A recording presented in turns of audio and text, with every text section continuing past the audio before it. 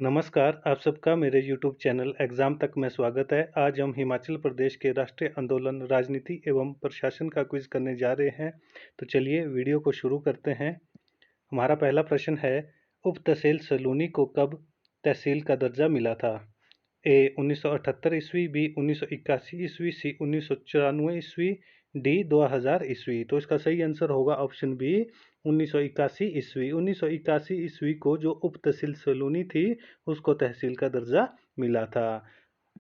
यहाँ से एक और क्वेश्चन बन सकता है कि जो सलूनी है वो किस जिले में स्थित है, तो उसका आंसर हो जाएगा चंबा। जो सलूनी है वो कहाँ पे स्थित है, वो चंबा जिले में स्थित है। या क्वेश्चन इस तरह से भी पूछा जा सकता है कि जो तहसील सलूनी है वो किस जिले में स्थित है, तो उसका आंसर हो जाएगा चंबा जिले में। और इसे कब तहसील बनाया गया? 1981 ईस्वी को। हमारा अगला क्वेश्चन है, हिमाचल प्रदेश वैट प्राधिकरण का मुख्यालय कहाँ पर है? ए शिमला, बी हमीरपुर, सी मंडी, डी धर्मशाला। तो इसका सही आंसर होगा ऑप्शन डी धर्मशाला। हिमाचल प्रदेश वैट प्राधिकरण का जो मुख्यालय है वो कहाँ पर स्थित है? वो धर्मशाला में स्थित है। और धर्मशाला किस जिले में है? वो कांगड़ा जिले में है। और कांगड़ा जिले का मुख्यालय कहाँ पे है? वो धर्मशाला में स्थित है। हमारा अगला क्वेश्चन है, 15वीं लोकसभा के लिए संपन्न चुनावों में भारतीय जनता पार्टी ने प्रदेश की 4 सीटों में से कितनी सीटें जीती थी? ए 1, बी 2, सी 3, डी 4। तो इसका सही आंसर होगा ऑप्शन सी 3 सीटें। 15वीं लोकसभा के चुनावों में भारतीय जनता पार्टी ने हिमाचल प्रदेश की 4 सीटों में से कितनी सीटें जीती थी? 3 सीटें जीती थी। और यहाँ पे एक और क्वेश्चन बन सकता है कि 15वीं लोकसभा के चुनाव कब हुए? तो 15वीं लोकसभा के चुनाव 2009 में हुए। और जो 16वीं लोकसभा के चुनाव कब हुए? वो 2014 में हुए। और 17वीं लोकसभा के चुनाव 2019 में हुए। और अभी 2024 में 18वीं लोकसभा के चुनाव होने वाले हैं। और मैंने अपनी प्रीवियस वीडियो में आपको बताया था कि हिमाचल प्रदेश में लोकसभा की कुल कितनी सीटें हैं। तो हिमाचल प्रदेश में लोकसभा की कुल 4 सीटें हैं। और राज्यसभा की कितनी सीटें हैं? 3 सीटें हैं। और क्वेश्चन इस तरह से भी पूछा जाता है कि हिमाचल प्रदेशों में कुल सांसदों की संख्या कितनी है? तो उसका आंसर हो जाएगा 7। हिमाचल प्रदेश में सांसदों की संख्या कितनी है? 7 है, जिसमें 4 सीटें लोकसभा की और 3 सीटें राज्यसभा की है। हमारा अगला क्वेश्चन है, सिरमौर के किस राजा को अंग्रेजों ने सन 1918 ईस्वी में महाराजा की उपाधि दी थी? ए अमर प्रकाश, बी सत्य प्रकाश, सी उदय प्रकाश, डी जगत प्रकाश। तो इसका सही आंसर होगा ऑप्शन ए अमर प्रकाश। अमर प्रकाश को जो सिरमौर के राजा थे, अंग्रेजों ने सन 1918 ईस्वी में महाराजा की उपाधि दी थी। हमारा अगला क्वेश्चन है, पजौता आंदोलन किस रियासत में चलाया गया था? मैंने अपनी प्रीवियस वीडियो में बताया था कि जो पजौता आंदोलन है वो कब हुआ था। तो वो हुआ था सन 1942 ईस्वी में। और यहाँ पे पूछा गया है कि पजौता आंदोलन किस रियासत में चलाया गया था? A Bilaspur, B Kunihar, C Sirmaur, D Kangra. तो इसका सही आंसर हो जाएगा option D, option C Sirmaur. जो पजौता आंदोलन है वो किस रियासत में चलाया गया था? वो पजौता सिरमौर रियासत में चलाया गया था। और क्वेश्चन जो पूछा जाता है वो इस तरह से भी पूछा जाता है कि जो पजौता आंदोलन है वो कब चलाया गया? तो वो चलाया गया 1942 ईस्वी में। हमारा अगला क्वेश्चन है, वर्ष 2009 में गठित बालनाटाह समिति का क्या उद्देश्य था? ए प्रदेश में व्याप्त भ्रष्टाचार की रपट देना, बी भाजपा नेत्री उर्मिला ठाकुर पर लगे पार्टी विरोधी आरोप की जांच करना, सी उद्योग स्थापित करने के लिए आवश्यक संरचना पर रपट देना, डी भाजपा सरकार के कार्यक्रमों व अवलोकन करना। तो इसका सही आंसर होगा ऑप्शन बी, भाजपा नेत्री उर्मिला ठाकुर पर लगे पार्टी विरोधी आरोप की जांच करना। कौन सी कमेटी की गठित की गई थी? बालनाटाह समिति को गठित किया गया था। और कब गठित की गई थी? वर्ष 2009 ईस्वी में। हमारा अगला क्वेश्चन है, वर्ष 2009 में सेवानिवृत्त engineer in chief Shri Prakash Mishra को बनाया गया था। क्या बनाया गया था?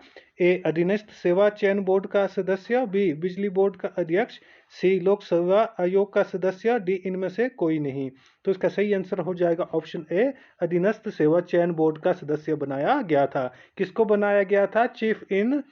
Engineer in chief Prakash Mishra को बनाया गया था। और कब बनाया गया था? वर्ष 2009 में बनाया गया था। मैंने अपनी प्रीवियस वीडियो में भी आपको बताया है कि अधीनस्थ सेवा चयन बोर्ड कहाँ पर है? वो हमीरपुर में है। हमीरपुर में है। और इसकी स्थापना कब की गई? इसकी स्थापना 1998 ईस्वी को की गई है। और उस समय जो मुख्यमंत्री थे वो कौन थे और किसने इसकी स्थापना की थी? तो प्रेम कुमार धूमल ने इसकी स्थापना की थी। हमारा अगला क्वेश्चन है, हिमाचल प्रदेश की पूर्व राज्यपाल प्रभा राव को स्थानांतरित कर किस राज्यों का राज्यपाल बनाया गया था? ए राजस्थान, बी पंजाब, सी हरियाणा, डी गुजरात। तो इसका सही आंसर होगा ऑप्शन ए राजस्थान। जो हिमाचल प्रदेश की पूर्व राज्यपाल प्रभा राव थी उसको स्थानांतरित करके किस राज्य का राज्यपाल बनाया गया था? उसे राजस्थान का राज्यपाल बनाया गया था। हमारा अगला क्वेश्चन है, भाजपा के पूर्व प्रदेश अध्यक्ष खीमीराम राजनीति में आने से पूर्व क्या थे? ए अधिवक्ता, बी उद्योगपति, सी सेना कर्मचारी, डी अध्यापक। तो इसका सही आंसर होगा ऑप्शन डी अध्यापक। जो भाजपा के पूर्व प्रदेश अध्यक्ष खीमीराम थे वो राजनीति से पूर्व आने से पूर्व क्या थे? वे एक अध्यापक थे। और उसके बाद वो राजनीति में जब आए तो वो हिमाचल प्रदेश भाजपा के पूर्व अध्यक्ष भी बने। हमारा अगला क्वेश्चन है, निम्नलिखित में से कौन सा मानक किसी पंचायत को पिछड़ा घोषित करने के लिए आवश्यक नहीं है? ये मोस्ट इंपॉर्टेंट क्वेश्चन है। ए वहाँ वाहन योग्य सड़क से 15 किलोमीटर दूर क्षेत्र, बी जनसंख्या घनत्व 25 या इससे कम हो, सी एक से अधिक स्वास्थ्य संस्थान ना हो, और डी साक्षरता दर 40 से कम ना हो। तो इसका सही आंसर होगा ऑप्शन डी, साक्षरता दर 40 से कम ना हो। ये पिछड़ा जो पंचायत है, पंचायत को पिछड़ा घोषित करने के लिए आवश्यक नहीं है। जो आवश्यक है वो क्या क्या है?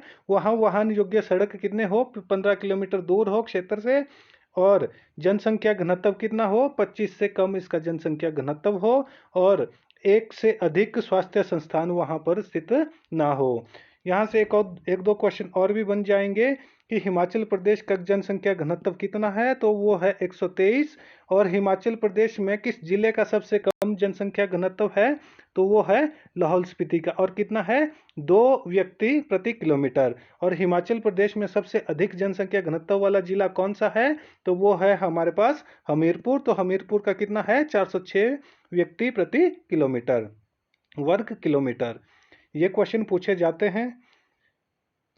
तो हमारा अगला क्वेश्चन है, स्वतंत्र भारत में सन 1951 में पहला मत डालने वाला व्यक्ति किन्नौर से था, उसका नाम क्या था? ये मोस्ट इंपॉर्टेंट क्वेश्चन है। ये बहुत बार पूछा जा चुका है कि स्वतंत्र भारत में सन 51 में पहला मत किसने डाला था, कौन वो व्यक्ति थे?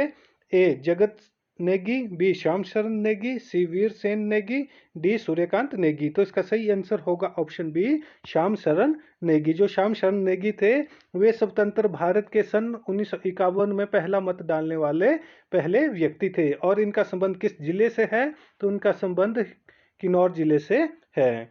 हमारा अगला क्वेश्चन है, वर्ष 2010-11 में संपन्न पंचायत चुनावों में कितनी प्रतिशत सीटें महिलाओं के लिए आरक्षित की गई थी?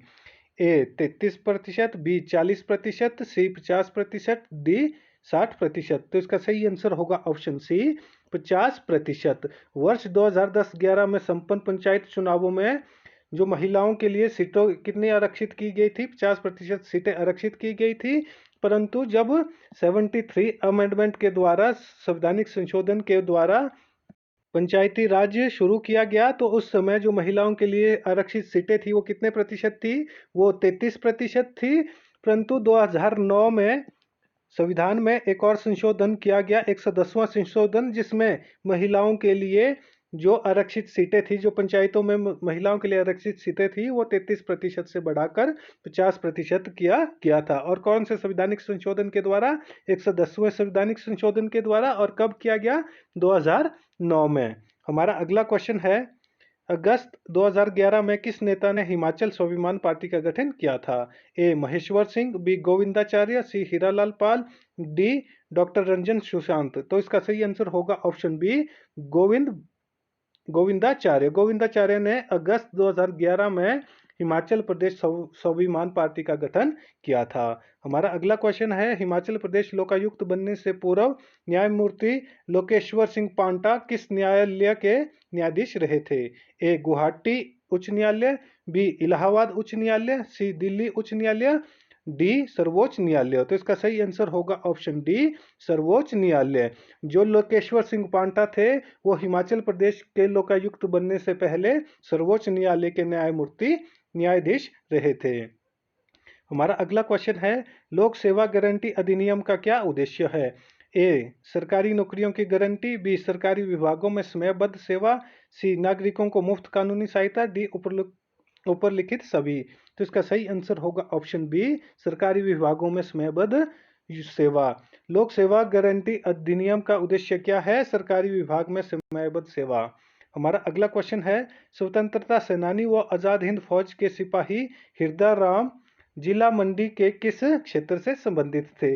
ए जंजैहली, बी सरका घाट, सी पंडोह, डी सुंदरनगर। तो इसका सही आंसर होगा ऑप्शन बी सरका घाट। जो स्वतंत्रता सेनानी थे कौन थे? भाई हृदय राम, और आजाद हिंद फौज के भी वो सिपाही थे। वे किस मंडी जिले के किस क्षेत्र से संबंधित थे? तो वो मंडी जिले के सरका घाट क्षेत्र से संबंधित थे। यहाँ पे क्वेश्चन इस तरह से भी पूछा जाता है कि जो स्वतंत्रता सेनानी व आजाद हिंद फौज के सिपाही हृदय राम थे उनका संबंध किस जिले से है? तो उसका आंसर हो जाएगा मंडी जिले से। या पूछा जाएगा कि मंडी जिले के किस क्षेत्र से संबंधित थे? तो उसका आंसर हो जाएगा सरका घाट।